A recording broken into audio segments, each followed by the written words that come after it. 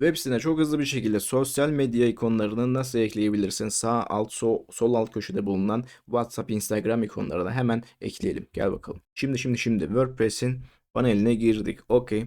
Bizim kullanacağımız eklenti şu olacak. Bugün eklentilere geldim.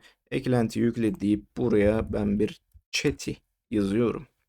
Chat'i yazdıktan sonra karşımıza çıkan şu en baştaki eklentiyi kuruyoruz. Bizim sosyal medya ikonlarımızı güzel bir şekilde kuracağımız eklentimiz bu olacak. Şimdi okey, şunu geçelim. Bunları anlatmasın. Şu üsttekini kapatalım. Bana bir daha böyle bir şey istemiyorum bunu. Ben daha öncesinde yapmışım. Bu yaptığımı şuradan bir sileyim.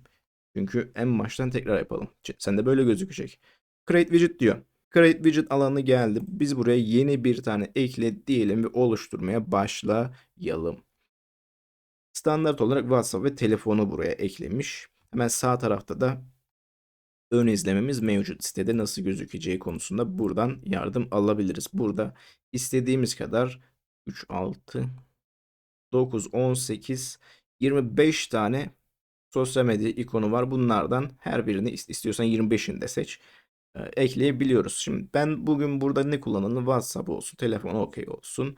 Instagram DM ve Instagram sayfası olarak iki tane ayrılmış Instagram sayfasını seçelim. Bir tane de e-mail olsun. Tamam. Bir tane. Bir dene. Bir tane de e-mail olsun. Şimdi bunların ayarlarını yapalım. Burada ilk başta telefon varmış. Buraya ben telefonumu yazayım. Benim telefon buydu herhalde.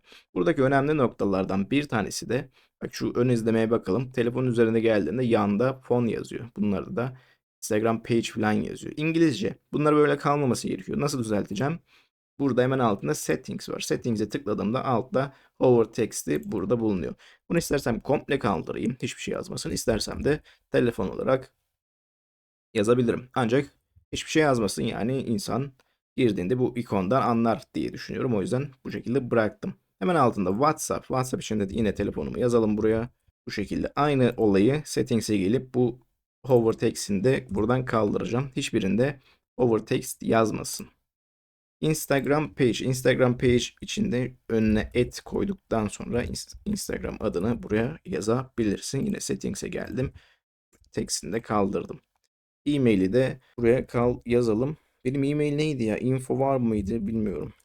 Info vardır herhalde ya. Attım, dümenden bir e-mail attım. Buraya kendi e-mailini yazacaksın zaten. Settings'ten şunu unutmadan kaldıralım tekrar.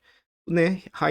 Hide ikonu var. Üzerine tıkladığımda bu ikonları kapatmak için sakla ikonu var. Burada da yine hide yazmasın. Hiçbir şey yazsın.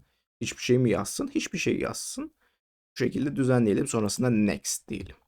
Next dediğim ekranda benim bu widget'ın ikonu değiştirme imkanı veriyor. Şöyle 4 tane değişiklik yapabiliyorum. Şunu seçebilirim. Bunun pozisyonu, ikonun bulunduğu pozisyon sağ alt köşe mi olsun, sol alt köşe mi? Sol alt köşeye alayım ben şimdi, çünkü sağ alt köşede ben varım.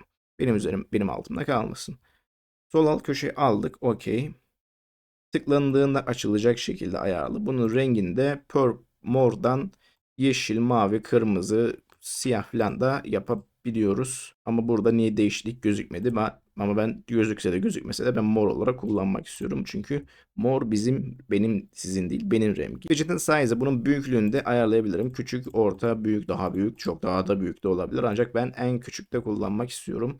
Burada contact us metni var. Buraya tabii iletişim yazılabilir. Bize ulaşın falan filan yazılabilir ama ben burada hiçbir şey yazmak istemiyorum. Bu benim kendi keyfim. Burada da hiçbir şey yazmak istemedim. Boş bıraktım, geçtim. Sonrasında şöyle bir göz attığım zaman son ikonun son hali bu şekilde olacak. Aynen, güzel de gözüküyor. Burada yapmam gereken herhangi bir başka değişiklik var mı? Herhangi bir başka değişiklik yok. Next dedim. Bir sonraki adımda da trigger'lar ve hedeflemeler var. Burada da yapmam gereken hiçbir değişiklik yok. Sonrasında buna save widget diye bunu kaydediyorum ve siteye gidip bir bakıyorum. Siteye geldim. Böyle bir site varmış burada. Hemen sol altta bizim widget'ımız burada. Üzerine geldiğim zaman da Instagram'a tıkladım. Hop, Instagram'a gönderdi şeklinde çalışan bir sosyal medya ikonlarımıza sahip olduk. E-mail, WhatsApp ve telefon için de aynı şekilde çalışacak hepsi. Bu eklentinin ve bu olayın tamamı bu kadardı. Bir sonraki videoda görüşmek üzere. Videoya like atın, yorum yapın, abone olun. Sonraki videoda görüşürüz. Hoşçakalın.